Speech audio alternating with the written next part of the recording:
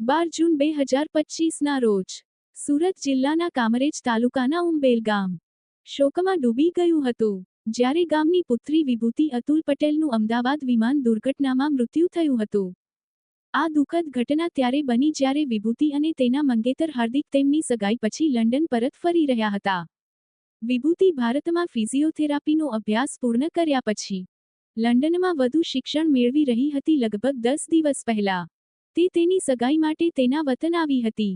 તેણીની સગાઈ હાર્દિક દેવરાજ અનાવિયા સાથે થઈ હતી, જેને તેણી લંડનમાં અભ્યાસ કરતી વખતે મળી હતી.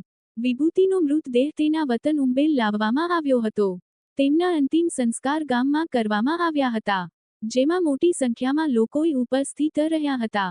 કડોદરા સ્મશાનગૃહ ખાતે તેમના અંતિમ સંસ્કાર કરવામાં આવ્યા હતા. આ દુઃખદ ક્ષણમાં કામરેજ પોલીસ ઇન્સ્પેક્ટર અને સબ ઇન્સ્પેક્ટર સહિત તમામ પોલીસકર્મીઓએ પુષ્પાર્પણ કરીને દિવંગત આત્માને અંતિમ શ્રદ્ધાંજલિ આપી હતી. Seva time Gujarat news, editor Ajmal Jadav, bureau report Surat.